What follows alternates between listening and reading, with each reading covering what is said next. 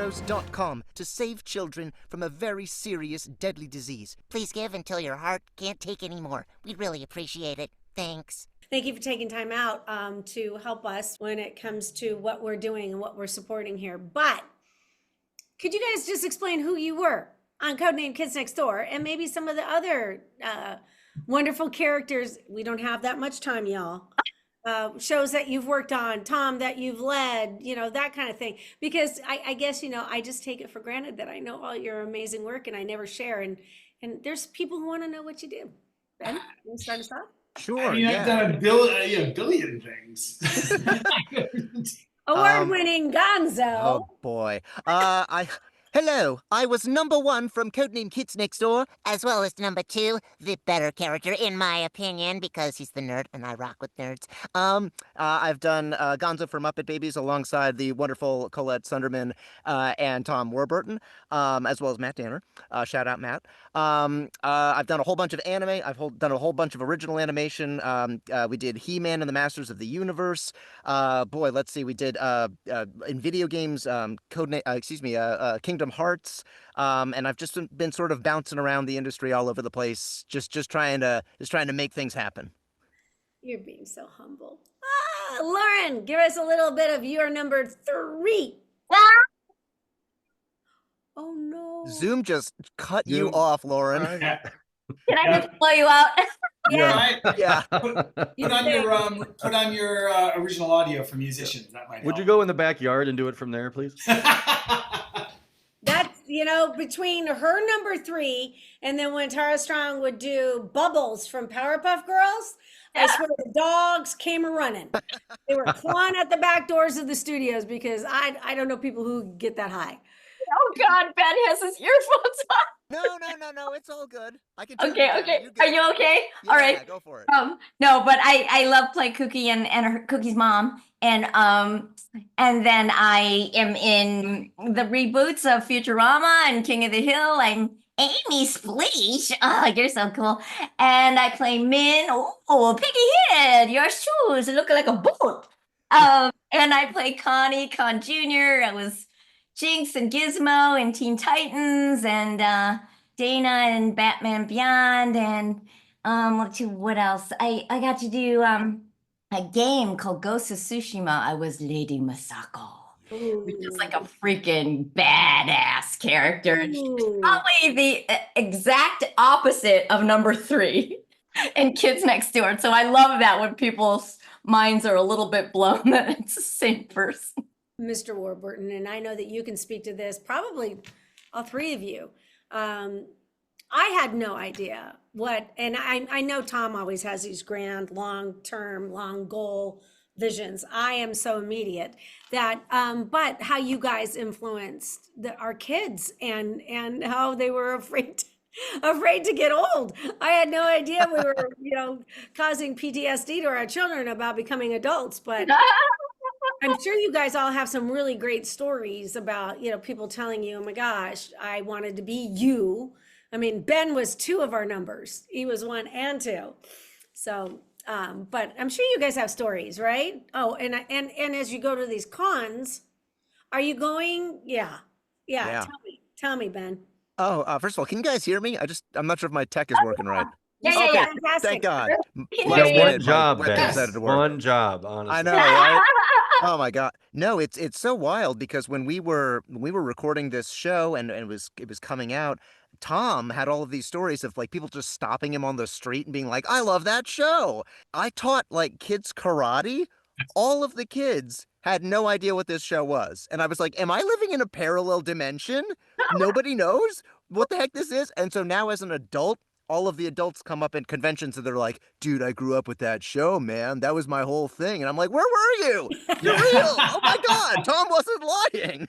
Well, you had to leave your house. Then you would meet these people. So. That's apparently so, yes. Okay, Just so meandering the streets of New York, I guess is where they were. again, with my blinders on, Ben, please just share the last thing we worked on. Yeah, we did an episode of a show called Pupstruction, I believe is what it's called. It is. And it is so cute because they have like it's one of those like we're getting real kids to play like the real kids. Yes. And it's a group of karate kiddies. kitty cats, and they needed like a karate sensei, and I guess I don't remember if Colette even knew that I taught. No. No, but when you came to, you popped literally into my brain, and I went, "Oh, no, no, no, no, no, no, no!" And of course, you know, we had to go through some red tape because they were like, "Well, we're not sure about the," but I went, "No, no, Ben is that's no." Wild. Maybe I just exude karate sensei vibes. I don't Maybe know that's that what it you've is. ever shared I that, get that vibe, you know. that experience with me before, that you were an actual sensei at Well, one. and then in Muppet Babies, you were Gonzo, and you were doing martial arts there too. Yes. Sure. Yeah. Well, I mean, The Gonzo The does Emmy everything. award-winning Gonzo. Oh my And the gosh. Emmy award-winning Emmy Gonzo. award-winning Gonzo. You're the award-winning, the Emmy Oh my goodness. award-winning. We now know so many people with that. Why does everybody give me a hard time? Jeez. Come on. We're jealous. We're jealous. Oh, you I made have us to look good, nominate dude. You it. made us look good, brother. That Well, was a I'm good glad. thing. You guys behind the scenes make like all of our jobs so much easier when it's like good writing, good storytelling. We just show up and we just go, "Oh, the words fall out of our mouths and it sounds correct," because all that work is done ahead of time. I love that. I love that. Yeah, Joe, the behind the scenes leader in all of this. Yeah. Mhm. Who went to Oh, well. fight for us on many of things. That's awesome. Thank you for coming, Codename Kids Next Door. I know that Jennifer, what number was she, Tom? You remember all this. Number 274, and Yes, she was of course. I'm sorry, not two numbers, sorry, number 86. I'm sorry. Oh, Hey, yes. that's it. Yeah, that sounds more right. 86, yeah, Yeah, and then number 274 was Chad, Jason Harris. Yeah. Okay. 86 was the head of decommissioning. So it was her job to track down any kids next door that did not want to be decommissioned, and there were a lot of them. She also had a problem with boys. She didn't like boys very much and was very vocal and very loud about it. Mean. And that's why we got Jennifer Hale, because she's very vocal and very loud about a lot of things. Oh my Oh, gosh. I want to ask her to do the voice again. So Yeah. Well, and to that point again, I have to say that in these pre-tapings, and thank you so much. I know that you guys are crazy busy, so hey everybody, it's number 3 here, Cookie.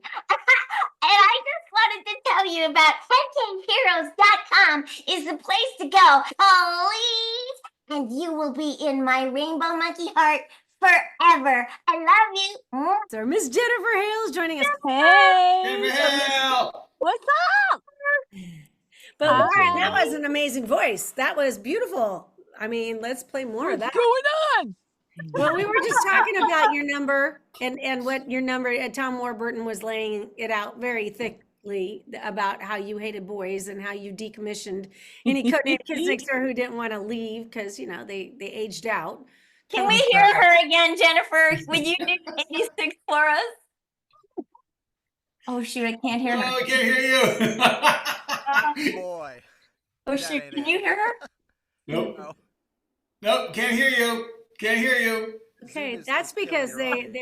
they're not mic'd right. She's got her phone. Oh, Are you on mute? Are you on mute, Jennifer? No, We can't hear you. she's not. She's not. Uh-oh. I'm gonna Uh-oh. go We and can't come hear back. you. No, There you are. no. Oh, I'm I here. can hear you. Just you know the Zoom problem where it condenses and compresses and gets rid of. Just you can't go big. Just stay at your own talking voice and you'll be fine. Dad. I want to Nobody go. puts me in the quiet corner. Will not be silent. That's true. Nobody can. No, they can't. There she is. There she So is. ironic today. So ironic. Yes, indeed. Yeah. Well, yeah. It is. It is. It is. It is what it is. But- Right?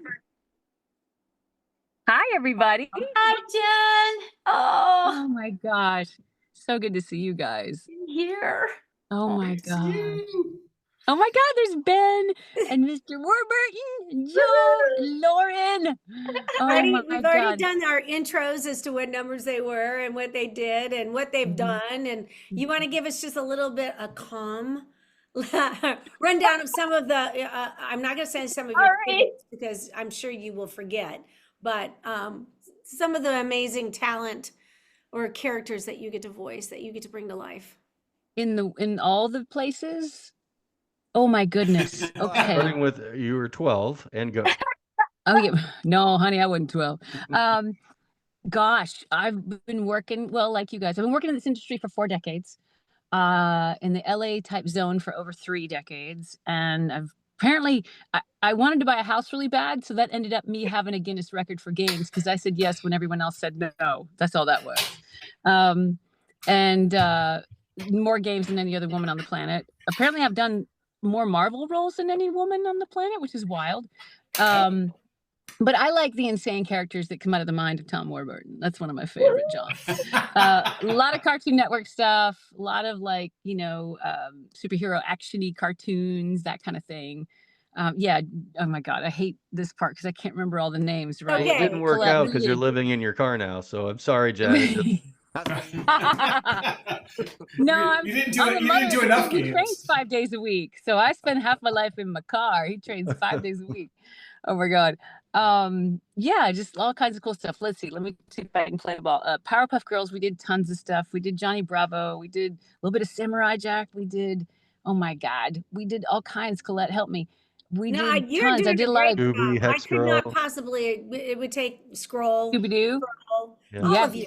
All Yeah. of you are amazing. I Hex didn't mean to put Girls. you on the spot like that, but Thank you. But I that's being a working actor, right? Like we're not the fancy people. We got to keep going so we can pay our bills because we work for scale. And I love being part of that crew. I feel very lucky because I mean, this is the most brilliant group of people in this part of the industry. It just, I pinch myself. I get to spend my days with these crews because you guys, like, wow, wow. It's just like amazing minds and beautiful, creative, fantastic, fun people. Yeah.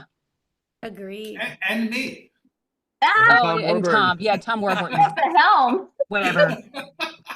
Well, that's a really great part of this, and part of what we're trying to do with this podcast is show these fans, the kind of people that are here that do this work, that are in this industry, and a lot of people, would understand that we're their people. They're our people. Like Oh we're the yeah. biggest.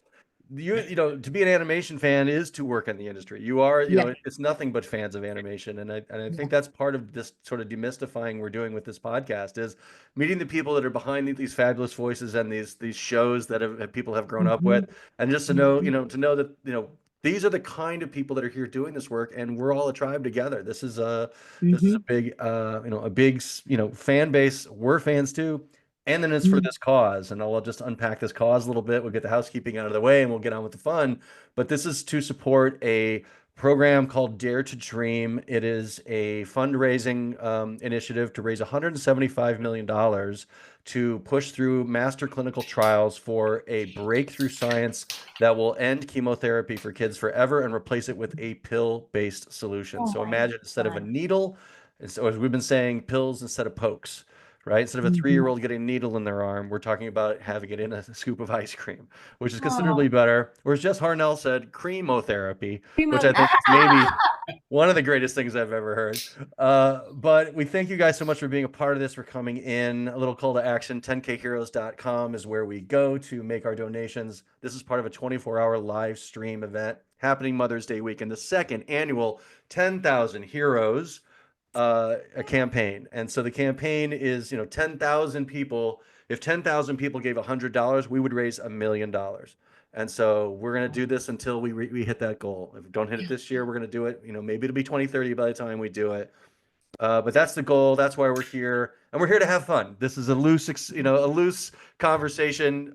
We jokingly say this is a shit show. It's totally okay. We're not trying to prove anything to anybody. We just want to have a good time, service to fans, and hopefully fans all around the world will tune in and enjoy this.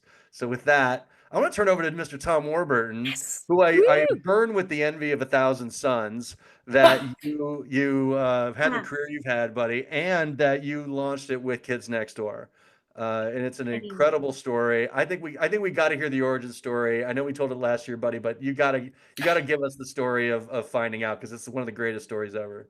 Yeah, I mean, I was so I finished the pilot for Kids Next Door. Well, originally I had pitched. I was working on. Well, let's go a little further back. I was working with Sue Rose on Pepper Ann. Pepper Ann was originally. She had done a cartoon strip called Pepper Ann for Young Miss magazine, and but it looked like Fido Dido, her old characters, which were like, let's see if I can draw it Let for me you see real if I quick. can just whip it out here in 2 seconds, right? Yeah, let's see if I can. for you. I want you guys to know that I know that this visual of Tom is very common for you because that's pretty much how you guys always see him when we're in the booth when he's sitting next to me. And he's literally doodling. And it took me forever to realize that that is part of his process. There he is. There it is. I just love the whole It looks So- like the so whole Fido way Tom- that it's all going down. It looks like Tom. So- when it I'm looks like not- Tom. Same hair. Well, it's funny because when I was in college, Fido was doing 7-Up commercials, and my mom said I saw this commercial that looked like you drew it, and then years later I was actually I was drawing on Fido Dito, and I was working with Sue Rose, and she was pitching Pepper Ann as a series, and Linda Semensky, who was the exec at Nickelodeon at the time, said, "Well, it looks too much like Fido Dito. Why don't you work with Tom designing the characters because you guys have such similar styles?" So we started working together, and I helped her do the pitch Bible for it. And then it went to, then Linda left Nickelodeon, and anything that smelled like her got killed.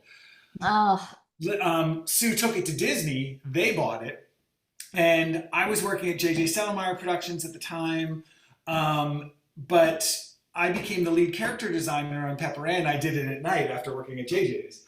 So while I was doing that, I kind of I saw how Sue was doing these pitch Bibles, and I was like, well, I can do that. So I came up with this idea called Kenny and the Chimp, about this kid who has this chimp that everyone thinks is his brother. And the kids next door were actually side characters in the Bible. They were the kids who lived next door to Kenny. And no one knew where these kids' parents were, why they lived in this house by themselves, and they would just get Kenny into trouble all the time.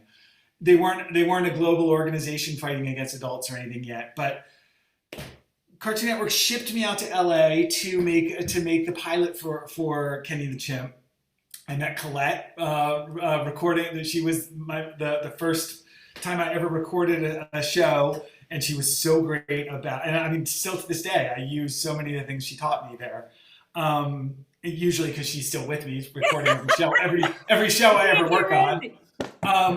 So Kenny the Chimp, I knew when we were making it, I kind of smelled like it wasn't going to get made into a series. So I started developing The Kids Next Door as an idea, and that's when I came up with it. What if they're an international organization? There's kids next door everywhere, and they're fighting against adult tyranny.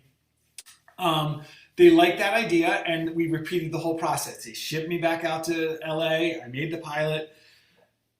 I finished the pilot, and Cartoon Network was going to decide by their Big Pick weekend. They were going to let the viewers decide on what show was going to become a series. right. So mine was the first time they'd done that was 3 shows they decided on. It was Long Hair and Double Dome. It was Billy and Mandy, and what was the third one? Robot Jones? Is the third Yeah, one? I want to say Robot Jones. Yeah. It was those 3, and Billy and Mandy won. Robot Jones later became one. But mine was the second one to be in the Big Pick weekend, but this time it was 10, and mine was the first done, and so I had to wait for the others to get finished. So Mo Willems had a show on Cartoon Network called Sheep in the Big City. We knew each other from working in New York, for years and years, and he needed a director on the second season.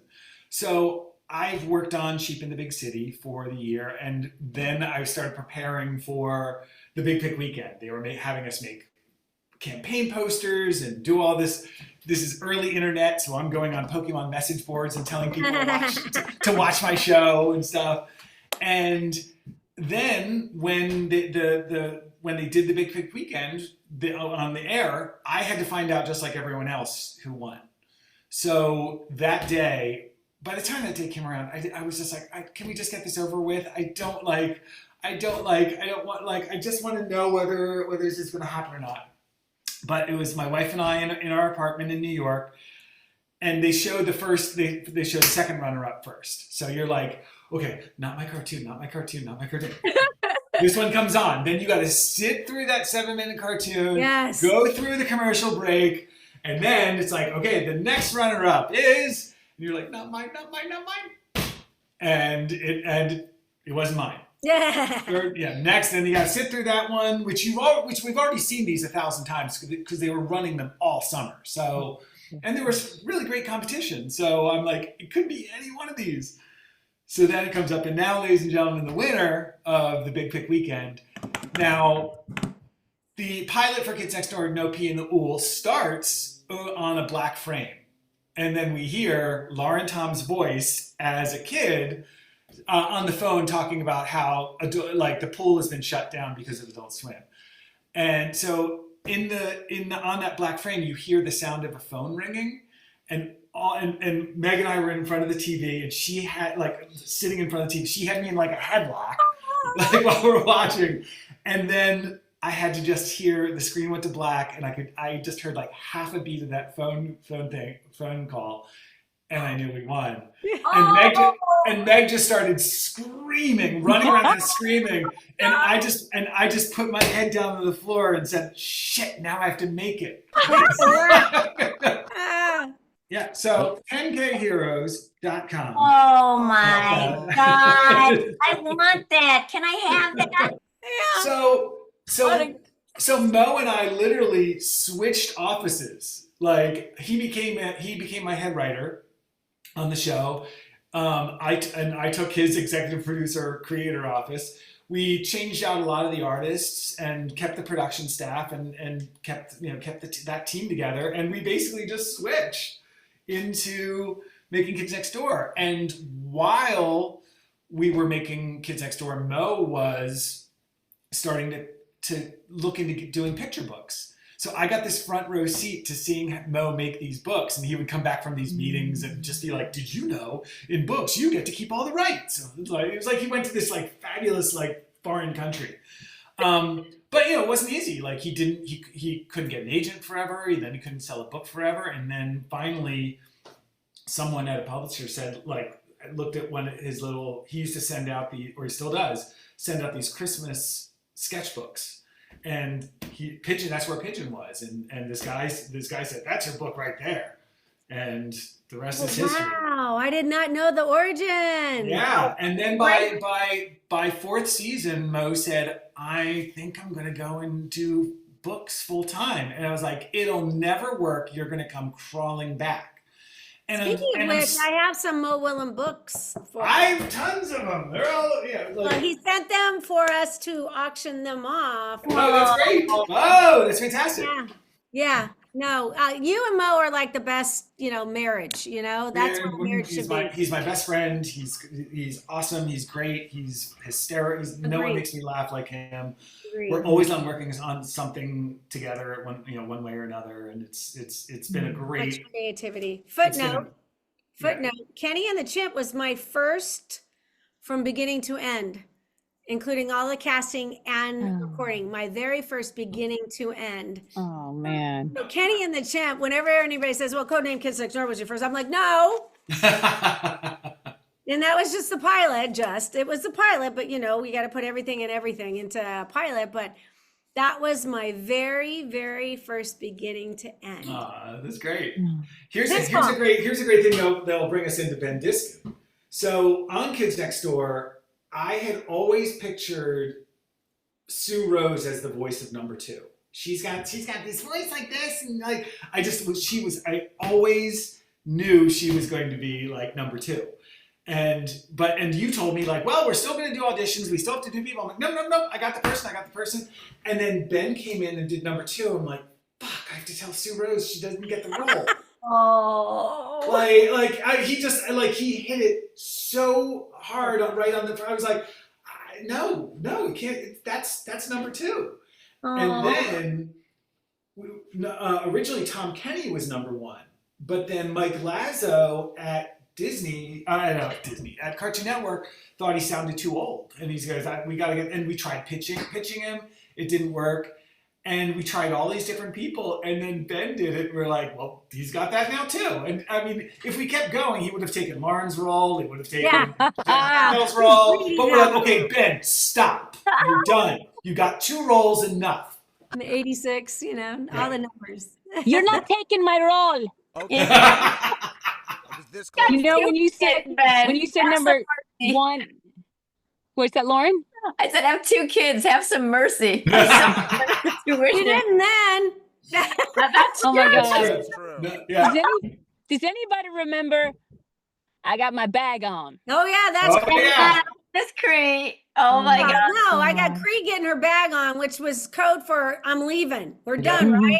I'm getting my Correct. bag on. I'm leaving. And this She's one, like, I got my bag on. and Lauren, as I'm pointing to Lauren, eating popcorn in the middle of the girls chomping. Lauren, do you not know that we can hear you? Yeah, and Chomping? untangling necklaces. I remember us untangling your necklaces that you. Oh, You were a genius at that, Jennifer. Oh, I'd always bring her all my tangled necklaces. I used to love it. I loved it. I know we actually just had the cast of Adventures in Odyssey on, and they were talking. They still to this day record as often as possible ensemble in booth together.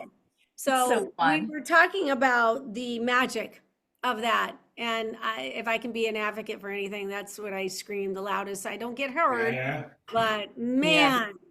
Jennifer, her thing too was Jennifer also played the voice of the computer, Yes. which would do the 2x4 technology shout outs and stuff like that. And so number 86 wasn't in every episode, but there was always a computer thing in every episode. And Jennifer would come in to do her one line, and she would come in and do it. And then as she's walking out the door, like after getting paid, like Bye. she'd say like, have fun working, everybody. You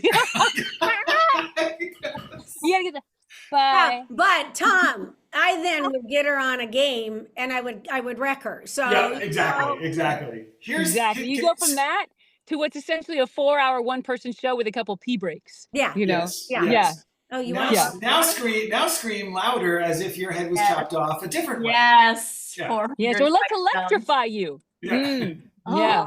Yeah. And Joe, I have to tell you this. This is great. At one point in time, Tom was back in New York, and so he was listening in over whatever we were working on at that point, Source Connect. I don't even know what it was then. But, we would always hear all the sirens going through the streets of New York City. Remember you guys every time. Yes. Time. And then, but Tom didn't have to see the faces of the people when he would, because it was not a visual. It was just total audible. There was no Zoom back then. There was no Zoom back then. God, Yeah. That's right. But he would then say, you know what? Can Collette? I need it louder. And I'm like, we're leaving blood on the pot. He goes, yeah, but I just, it wasn't like he had to see their faces when I would say, or sing it like Guar, or sing it like, and poor Gray Delisle and her, I mean, and I'm going, these people are going to literally murder me if you ask me to make them go any louder, What was I called, Ben? Ben. The bigger button. Yeah. No. The Nodinator. The Nodinator, yes. Indeed. Oh my. I don't think in my career, before or since, have I ever had someone say, "Can you be a little bigger?" I usually am too big. Yeah. And I people will never Warburton's forget. got no sense of pulling it back. Subtleties. I remember Not why you watching hire actors Tom come in. Warburton. Yeah. It's action packed. What, Jen? I remember watching actors come in from other shows. Like we had one or two from like primetime animated shows that came in. And I remember you're doing the bigger button and they're looking at us going, and we're like, no, more. And then they go bigger. I'm like, you're not even on the 10-yard line. Let's go. Yeah. Well, I realized I had to do on Kenny the Chimp. I had to do a voice, or whenever I've had to do a voice for something, for an emergency, I would get in there and I realized how little control. Like what you guys do, you guys make it look so easy. It just comes out of you. And then when people are telling you to do it and louder and this, you realize that it's coming out of your throat and it's like you're trying to claw it backward. Like that's not what I want. No. And Collette would say, okay, louder. I'm like, no, that's as loud as I go. She's like, no, you can do louder. I'm like, no, I don't think so. Bigger button, Tom. Yeah, like, that's why I'm on this side. That's why we're on this side of the glass. Right. So they wouldn't throw things at me when you wanted them to be bigger. I think you said about the sirens in New York, you always pictured me in the back of an ambulance giving my directions. Yeah. We're like, is somebody arresting Tom? Is he okay? It's for vocal abuse. They arrested him for vocal abuse. I mean, we call it vocal assault as the credits credited us, and I'm like, you know what? That's kind of fair. Yeah. Yeah. Oh Well, I think one of the things that stuck out when that show came out, it was so different. It was different. It had its own vibe. It was so unique and separated itself out from the pack so easily. And how many episodes did you guys end up making, Tom? 78 half hours. Oh wow, That's insane. 78 Out of half a hours, pilot and then- program, out of and a then 7-minute and then pilot. a movie. We did the Operation Zero movie. Mhm. We did a couple video games. Like we did a lot of stuff. We did. We Yeah. did. We did, and we need to bring them back. Pitch it. Yeah. Pitch it. You know, one of my Galactic, favorite come things, though, on. Tom, that you and I did just quickly was you wrote that awesome book, 1,000 Times No. Yes. And we did a little recording So for yeah, that. my son. Wait, I did a picture book cut 1,000 times now. Hold on, wait, I get it. gotta go get it. I have it. Oh, Freddie. Yeah, we're live here, guys. Anyways, it's a very cool picture book. It's There it is. So there it is. You got to talk, Tom, or else the camera won't pick it up. You got to be the one making noise. Oh, so yeah, so this was the book, and we did an animated version of it for. We did a promo initially, and the mom, who we never see her, as in like Kids Next Door, we never see her face. She comes in, and I had my son Parker do the voice of Noah, the kid. Noah, get it? And Jennifer Hale was the voice of the mom, and it was written. We needed to do. We recorded. We recorded it, I think, with a Big Yellow Duck back in the day, and then we needed some more lines. And just moved to LA, and we went over. Parker and I came over to Jennifer's house and recorded. And Parker was like 5 or 6 or something, He was and little. like had the attention span of a grapefruit. Like he just could not like keep on anything. He like wanted to jump in the pool, anything you pick up, and by the end I was just like, blah! But Jennifer was so patient with him. It was great. It was so great, though. It was so much fun. Yeah, that was fun. So much fun. Gosh. That's awesome. That's What so do we think? awesome. What do we think the Kids Next Door fans who are tuning in, who are now middle-aged, paunchy? Oh my God. No. Like what can we do? Like where do you think they are now? What happens to a fan of the Kids Next Door? What did this warped show do to the minds of a generation? I mean they're still out there. We did a whole like sort of guerrilla pitch for a Galactic Kids Next Door series a while ago that like we can't really get like Warner Brothers or Cartoon Network like on board with. But like every day I get people asking about it. Like, what's going on? You got news on it? What's happening? What's that? And we're always sort of like pushing it. We, the main cast, Jennifer Hale, I wish was coming, are going to be at NostalgiaCon in August.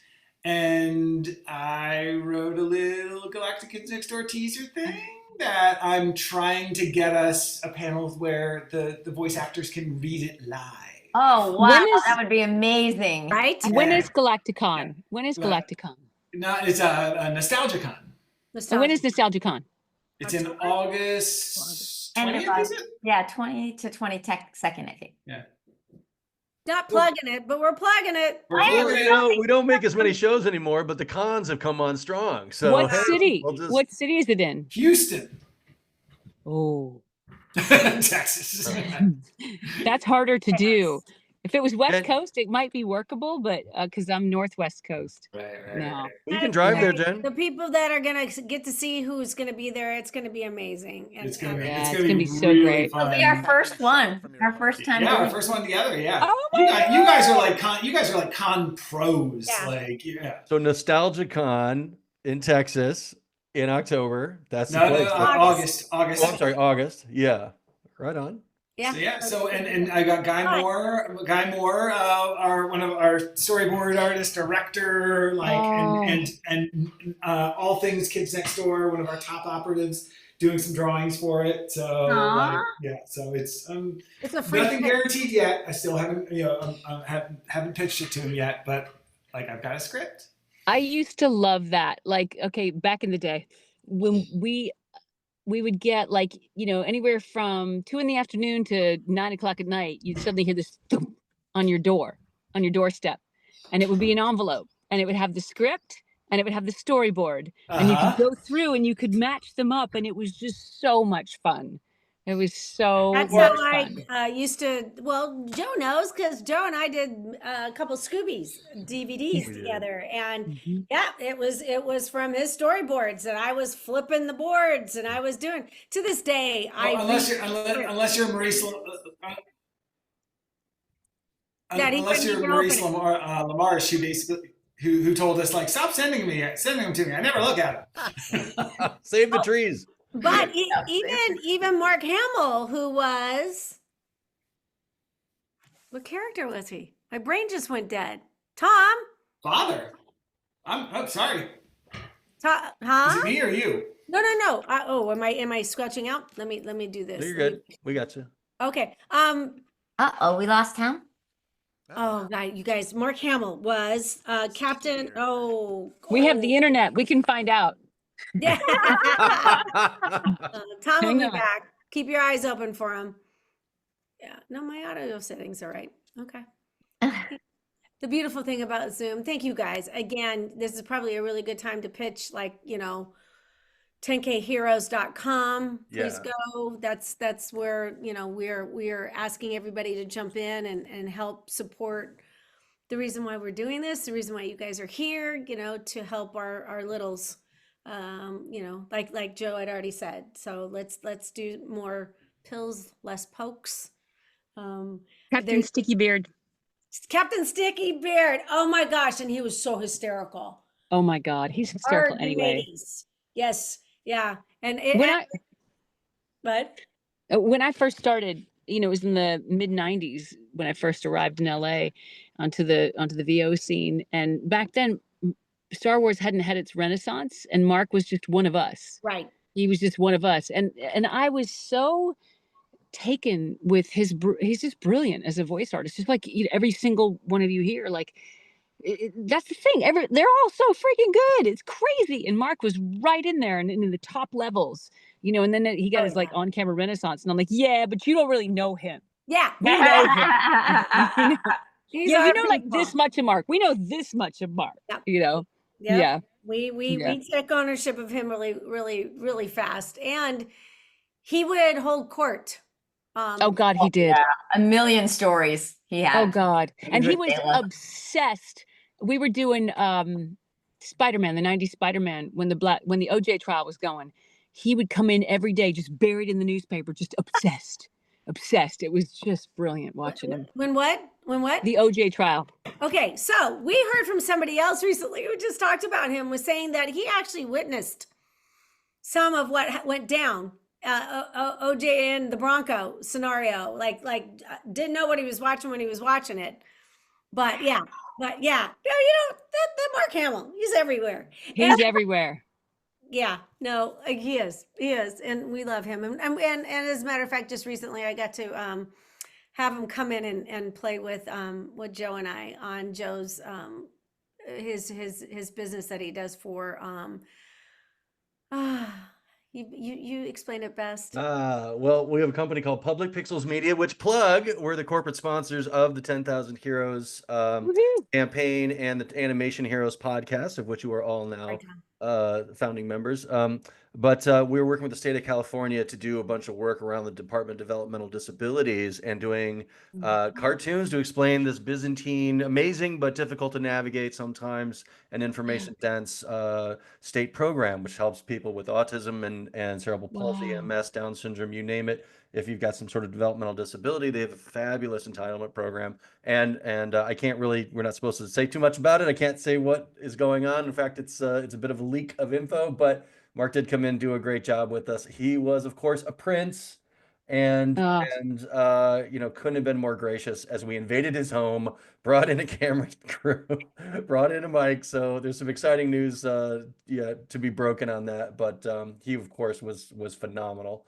And I only nerded out for 5 minutes, and then I found my feet. Didn't even feel it. Didn't even Yeah, feel didn't it. feel it. Yeah, didn't even register. Didn't pop No, up. I think because we know him so well, y'all, that his agent of current, who was not his agent of those bazillion years before, bazillion gazillion years, it's spoken codename of Kids Next Door lingo.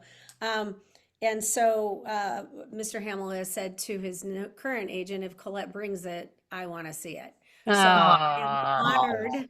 That's really awesome. And it has a lot to do with us. I mean, the respect that we all had for him, how much we embraced him. And, you know, it's just, we live in such an amazing pinch me world of the kind-hearted and never say no whenever we're asked. And that is, you know, part of this, how we pull this together in such a short time, but with such brilliance and with such great stories. Speaking of stories, I'm sure that's what all the amazing people out there in TV land want to hear, some of your crazier stories, if you're recognized, or when you're at your cons, or, you know, people who realize once they hear you and they go, wait a minute, I know who that voice, who do you do? Or you were my childhood. I mean, that kind of a thing. We get a lot of that. I get that when people say, oh my gosh, what do you do?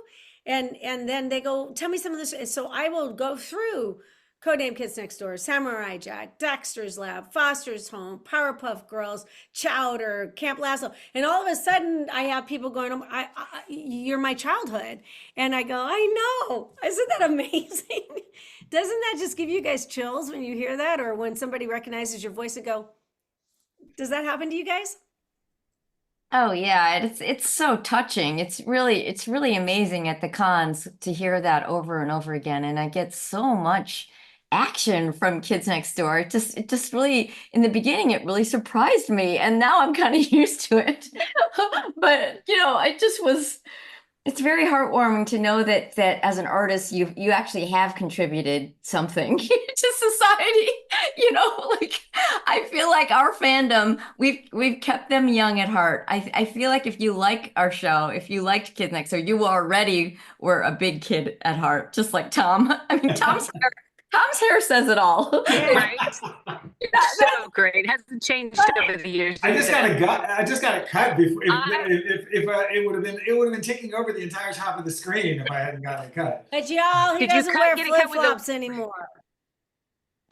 I actually, my clock is out. I have to start driving again, and I don't want to be on a. I know, I suck.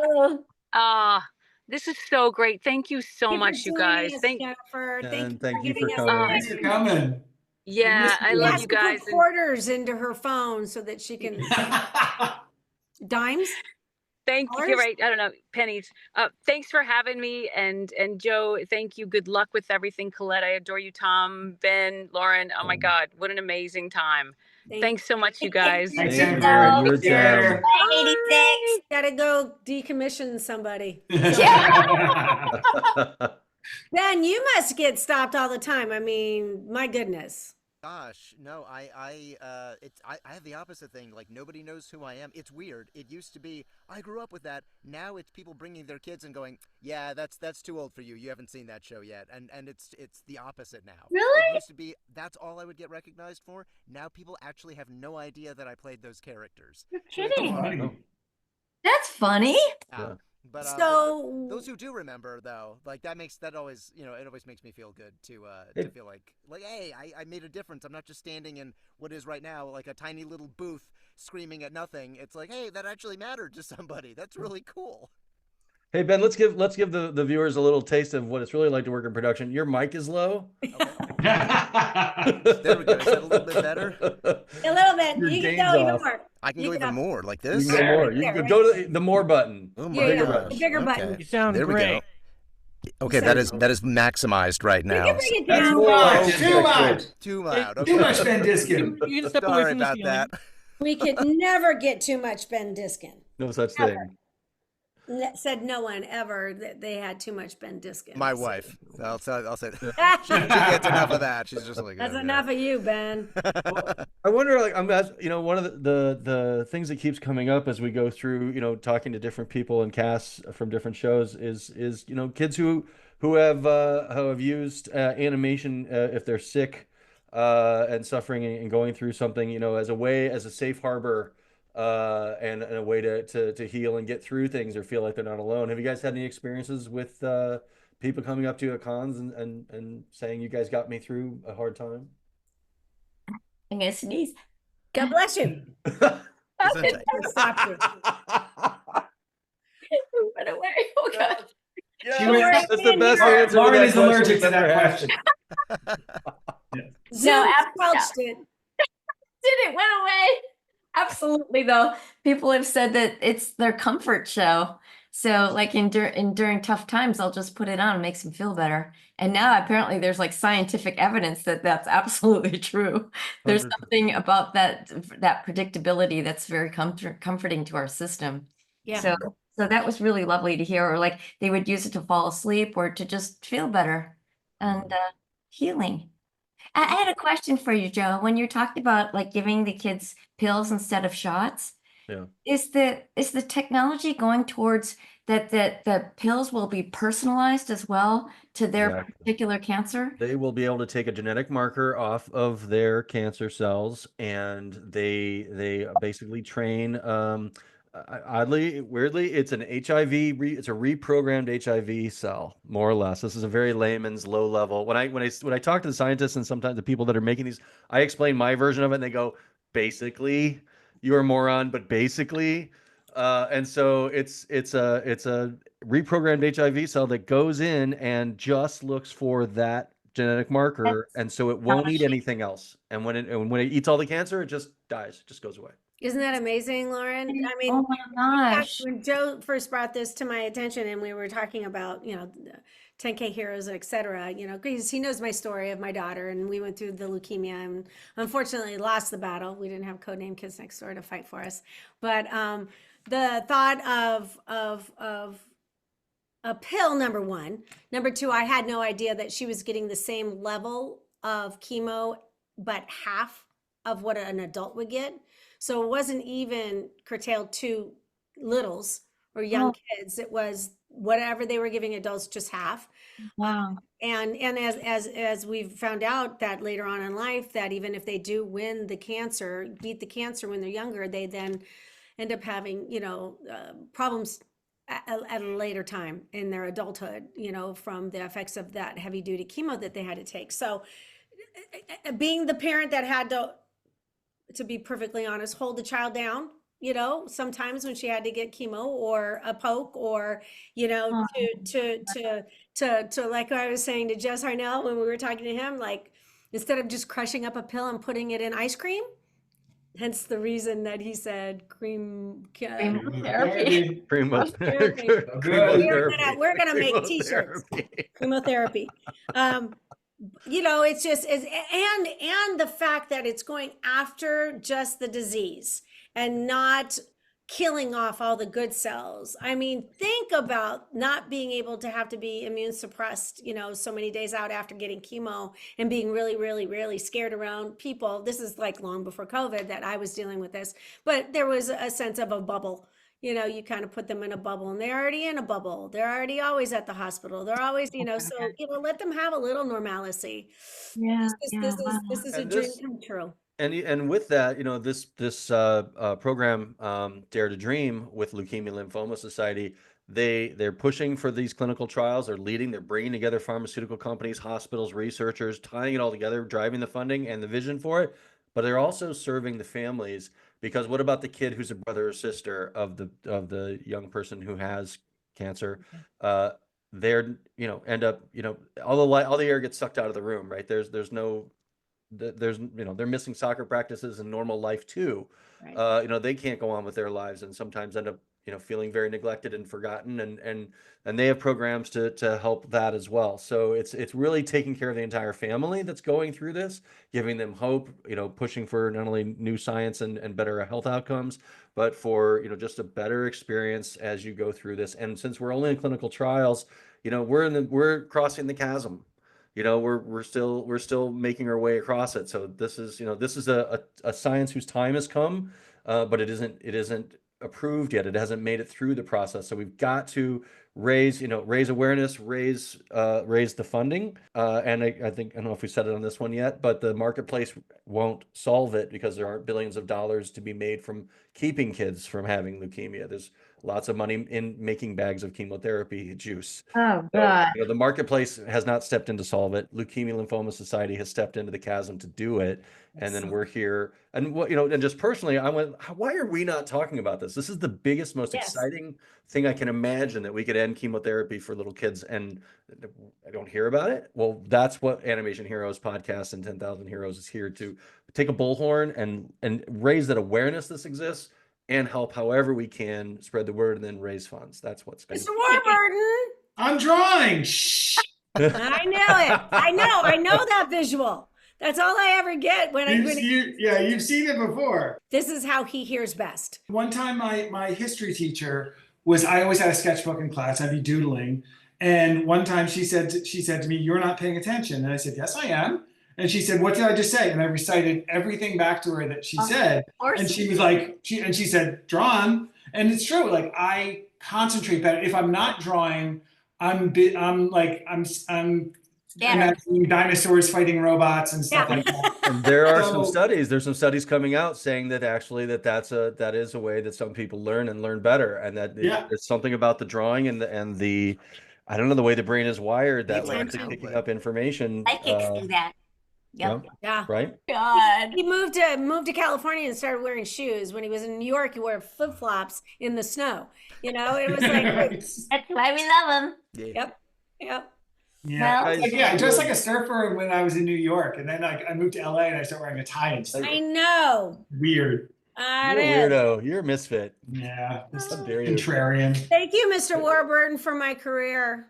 Oh, Yes, thank you, Tom. for me. What are you talking Thank you, about? Mr. Oh, Warburton. but you, my friend, all the love. Much joy. Thank you guys for work. It was so bummed because I had almost all of Kids Next Door back on Muppet Babies, but I couldn't get Lauren in there. Tried. There weren't enough female characters in. Oh, that's okay. We had to create one, just to We'll do get something else down the line. but it was like one by one. I was like, I'm bringing them all in, and so. Yeah, it's like we were planning behind the scenes. How do we get Lauren? How do we get Cree? Oh, I love it. Love it. I love you guys. Thank you. I love you guys. so Thank much. you for doing this. It's an amazing charity that you guys are helping out, and hopefully everyone is going to be I super will generous. donate. Yes, Yeah. I'll do it. Thank All right. you. Super generous and get us to the finish line all that quicker. What are we at so far? Well, it doesn't start until Saturday, so Okay. yeah, it'll kick off on Saturday. That's when this will be playing on Saturday. I'll be sending you guys all kinds of links for you guys to post, and so that you get a little excited when we get a little closer. And Mr. Warburton will be there in person. He's going to bring in one of his other shows that he's doing. We're doing Kindergarten the Musical. We're coming in with the creators, EPs, and musicians, and we're going to perform a couple songs live. Oh my God, how fun! It's gonna be really fun. Got Kay Hanley from Letters to Cleo is one of the EPs on the show, and musician. Charlton Pettis, the guitarist and producer for Tears for Fears, is writer, producer, musician, creator of the show. Dan Petty and Michelle Lewis, they do so many songs for so many shows. They do a lot. They did the Muppet Babies reboot song They did that. They did the Loud House theme song. They did like Wow. It's They've gonna been be Penguin, beautiful they've with done- instruments. they've It's got- gonna be so great. I mean, it's like nothing like that else like that is on the schedule. You know, No. doing live music and Lauren, I wanted to answer your question. Actually, we have raised $55,000 off last year, so this is our second annual, right? So we're on Awesome. our way. You know, and we had almost no planning, and this year we're doing almost no planning. So Yeah. we're getting a little better at it. I applied for it to try and fight against adult tyranny, and they said no, which just proves that they're evil adults too. Right, they're just adults. Yeah.